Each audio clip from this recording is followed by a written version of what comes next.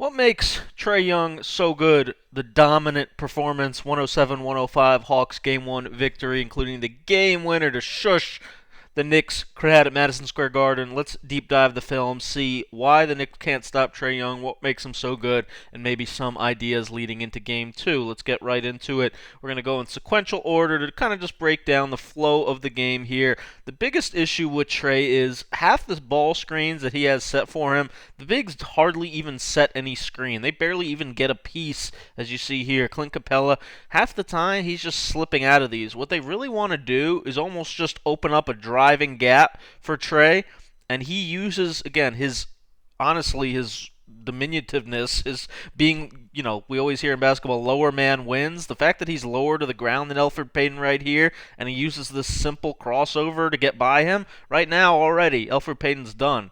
Trae Young's got an edge on him. He's lower to the ground, he's closer to the basket, and now it's an impossible decision for Nerlens Noel because he knows if he steps up right here, Trae's throwing this lob to Clint Capella. If he doesn't, Trae's shooting this floater off 2 feet.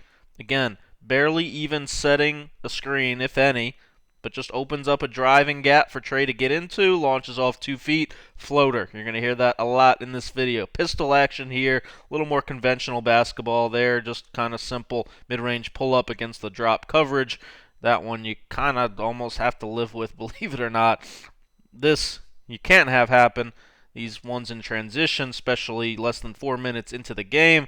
Elfrid Payton, I think, will be chewed out for this clip, and he's got to know if he wants to play more in this series. He's in there mostly for his defense. He's got to have better effort sprinting back, getting in front of the ball. Great pace by Trae Young here. And again, Noel, as soon as he commits to Trae in the slightest, that's when Trae is so good, throwing that underhand lob up with the right hand. Can really throw it with both, but phenomenal lob passer. Easy transition bucket for the Hawks. This one, Nate McMillan gets some credit for. Great ATO play here. Again, we see Trae's lob passing abilities. Clint Capella setting this decoy corner pinch screen for Bogdanovich. So the only guy really that could help on this is R.J. Barrett. His man's going to cut to the basket initially and then pop back out, so he's wondering if he's coming back out for this corner three. RJ probably could have came in, honestly, a little bit more here and taken away maybe this lob, but again, barely even a screen, just John Collins slipping out of it real quick, and then he's a big-time lob threat. They like this play as an ATO for him in particular. Trae going to his left, but again, as soon as he gets Julius Randle to commit right here, not right here, but right about here, he's done. So Trae's just reading again. He's got Rose on his back because he's got the angle as Rose is sending him towards the screen. And now Trae's in front of him, and now he's going to use that herky-jerky, kind of changes the pace, get up in the air, lob that ball up. Phenomenal lob passer once again. Always probing, always seeing what he could find. This time setting up the drag in transition, bringing the ball down pretty far towards the baseline. Then he's going to come off towards his left hand, and again, now he's just seeing so much space in the middle of the floor, and this floater, it's just an unguardable shot. Such an important solution, especially in the playoffs, as we see for Quickly, as we see for pretty much every guy that's lighting it up. Lou Williams off the bench for Atlanta was phenomenal with this as well. But floater, double drag, two things that are going to keep Thibs up at night. Again here, this is the double drag play for 5, usually 2 screens high, but again, they barely even set. Clint Capella, you see, is basically just going to dive out of there. Bogdanovich did his job, got like a tiny little piece of Derrick Rose, but again, once Trae Young is past Derrick Rose, once he has this angle, you either leave you either leave Gallo wide open from the top and help and pull in, or you have Nerlens Noel take away Trae, and then the lob's wide open. So you're pretty much screwed either way if you're going to play it like this. You go over this screen, and he gets downhill like this. Nerlens Noel has to play in between Capella and the basket, has to play 2 for 2. In this situation, again, unless you really want to pull in help off of Gallo, off of Kevin Huerter, which is hard to do, and Trae, again, just taking advantage of the coverage, taking advantage of his size. This time he misses the floater, but watch him end up getting it back here. And again, going to run a corner pick and roll. Just look at the processing speed on this one, how quickly he deciphers what's open. How are they playing this? Comes off Capella, and right here he sees Obi Toppin pull in from the corner, worried about the lob. So John Collins open, no look. Trae, zip pass right in his shooting pocket. Beautiful basketball, beautiful pass. Dominant Trae Young performance. This one, Nate McMillan, give him some credit again. This was an ATO play. Nice little Kansas-type action, back screen, Kevin Huerter for John Collins. Again, Trae throws that lob perfectly, perfect amount of touch. Not an easy pass to deliver. Rajon Rondo-esque in that regard. This one, Steph Curry, Damian Lillard, Trae Young, three guys in the league that could do this. Hand down, man down. Gallows even coming over to set another screen. Derrick Rose, normally you don't have to pick up guys 5 feet outside the three-point line, but Trae Young, you do, because he'll pull that if he's wide open. Obviously, damn good shooter, despite CBS morons headlines saying that he's an average shooter at best. Yeah, right. Double drag again here. You're going to see, again, look how quickly Capella gets out of there. He's basically not screening anybody. The Knicks, I think, have to, stop playing this like it's a ball screen. Maybe just ice it or come double him up at top, something like that, because Elfrid, again, by sending him to this action, you're done. Because, again, Collins is just pretty much gone. He's just popping. And then, look, Capella's already out of there. So already, Trae has an advantage. He's already in front of Elfrid Payton. And again, Noel is deathly afraid of stepping up to Trae Young because he knows if he does that, Clint Capella's behind him for a lob. What do you do here? I'm not sure exactly, but you can bet Tom Thibodeau is going to be up all night trying to find a way to take away that double drag, to give Trae Young different looks out of it. Again, these are the ones that just, quite frankly, totally unacceptable. Cannot open up these floodgates in transition. Got to wall up. Elfrid Payton again, kind of buddy running back. Not good enough. Can't give him the easy ones on top of all the double drag. Speaking of double drag, here it is again. 2-foot floater. I mean, it's just like you'd think you're seeing the same clip 50 times, but it's just unguardable. Collins gets the piece from the top. It's almost like it's like a wall. Just get a piece of them, and then again, Capella dives. Nobody here. Who's going to contest this shot? Nobody. 2-foot floater. Beautiful touch. Such an important shot. ATO type action again. Different look here. Uses that backboard pretty well.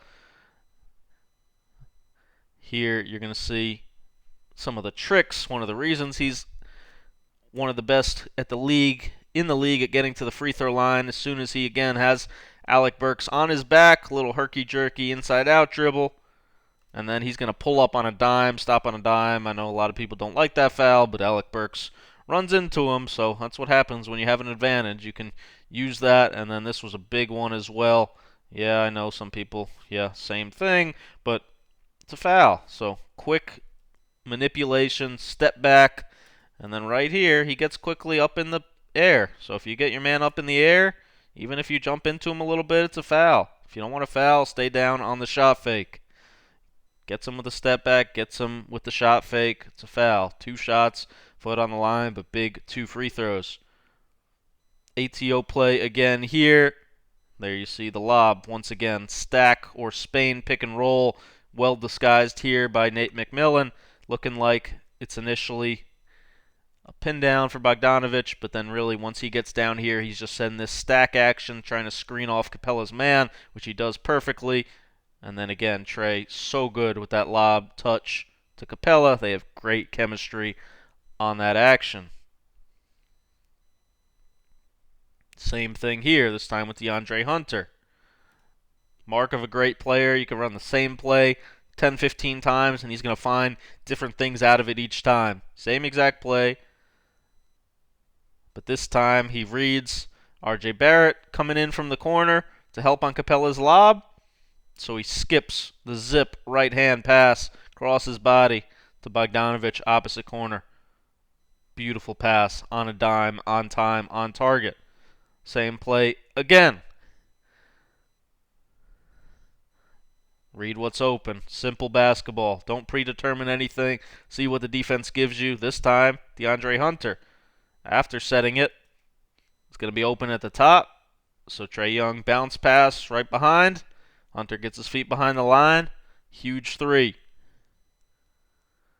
Showed this one on there just because something Thibs to think about. Same play. This time, finally, they send him to his left hand, almost weaking or icing this high pick and roll. This time, Trae S-dribbles it, and Derrick Rose, big-time effort to get back in front and block the shot. Maybe we'll see more of that from the Knicks in Game 2 because, again, they just could not guard. Trae Young going to his right in particular. Double drag once again here. And again, the floater. Just deadly. Absolutely deadly with that shot. Here again, getting the free throw line. Tricks of the game. If it was easy, everybody would do it. RJ Barrett had his hand on it. Yeah, it might not seem like much contact, but again, as soon as you touch right here, that's illegal contact, and as soon as Trae Young feels that, he's throwing up. Whatever, everybody in the league that could do it does it. Plenty of guys in the league take advantage of the way the game is called. Finally, the game winner. Sure, you've seen it a few times by now, but did you see John Collins lost his shoe on this initial trying to get open for the ball? So look at this. John Collins' shoe is just right here on the court. He's playing with one shoe. He's not going to shoot a spot up three with one shoe, is he? Say Taj Gibson. That's even why he goes to double. And Trae still gets by to his right. A lot of hand-wringing about putting Frank in. Yeah, not like anybody else in the game could stop him anyway. Shit, Frank might have given them at least the best chance. More importantly, look at what freaking Trae Young does here. He's going right, then left, then right, then left, then right. When you make a guy change directions like 6 times, holy crap, that's usually pretty good defense. That's good defense. That's just sick offense. Crossover. Between the legs. Little stutter step to the between the legs. Between the legs again. Unreal. Look at the handle. With the freaking shoe on the court. Watch it one more time. Glide. Between the legs. Hezzy. Between the legs. Hezzy. Between the legs. How many times he changed directions? And then, of course, the floater. Once again. Unbelievable ball handling. Unbelievable handle, unbelievable use of the body, unbelievable performance by an up-and-coming superstar in the league. Thanks for watching Scout with Bryan. Make sure you thumb up, subscribe, patreon.com/ScoutWithBryan if you want 50 bonus videos and to support so I can keep making more videos like this. Thanks again for watching.